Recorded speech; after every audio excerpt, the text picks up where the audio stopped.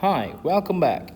We are going to start differentiation with the basics. And you may think that, well, we have seen bit differentiation before, but we are actually going to expand in the realm of differentiation because now we know more functions. We know trigonometric functions, we know inverse trigonometric functions, we know exponential functions, we know logarithmic functions.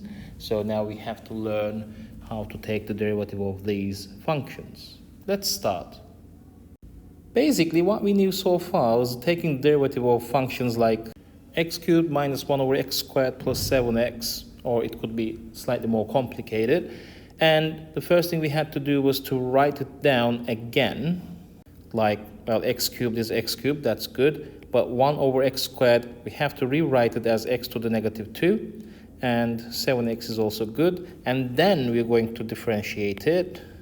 And we get 3x squared minus 2x to the minus 3 plus 7. This was what we were to do. And then, of course, we have to play with this expression a bit more to look nice. So that's going to be 3x squared plus 2 over x cubed plus 7. So that is the derivative.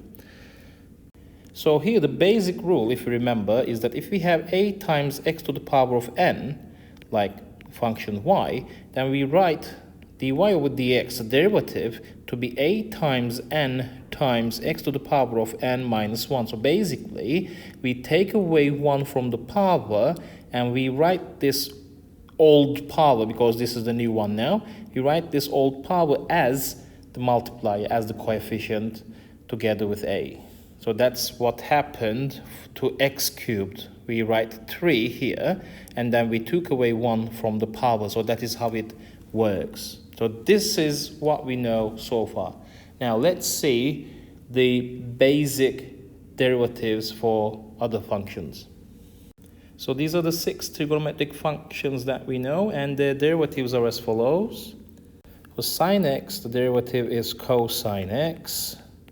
For cosine x, the derivative is sine x, but it is going to be minus sine x, so that's slightly different, and it is very easy to make mistakes here. For tangent x, the derivative will be secant squared x, and for cotangent x, it's going to be, again, you can expect a minus sign here, and you're right, it's going to be minus cosecant squared x.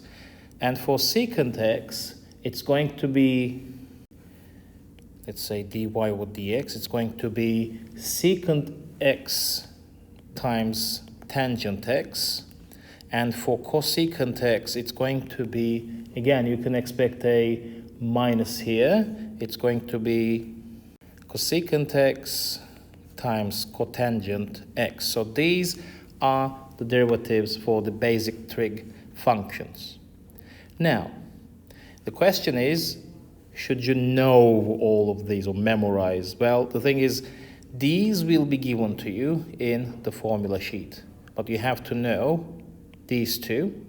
But my suggestion is to be fast and to be able to manipulate expressions, you have to know all of them. So don't rely on the formula sheet. My suggestion, keep all these in your mind. Well, it's not finished. We have inverse trigonometric functions, and their derivatives are as follows. Basically, an algebraic fraction of some sort. You can see that for arc sine, it is 1 over square root of 1 minus x squared. And again, for arc cosine, it's the same thing with a minus sign in front. And for arc tangent, it's going to be 1 over 1 plus x squared without the square root. So if you just start solving questions and use these, they're going to stick to your mind anyway.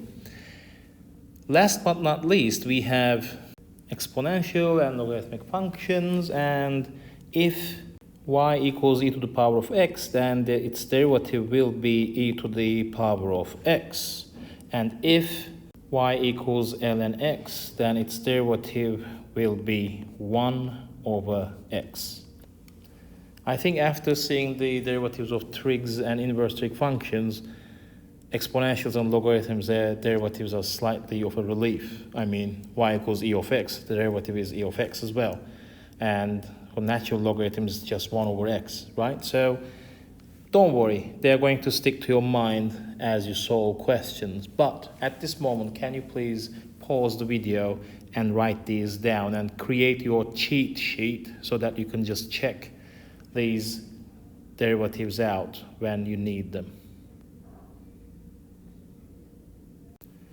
So basically, if you have a function saying, for example, x squared plus sine x, then its derivative will be 2x plus cosine x, because the derivative of x squared is 2x, the derivative of sine x is cosine x. So you can just take the derivative of each term separately if there's addition and subtraction between. That was the rule, and it's still the same.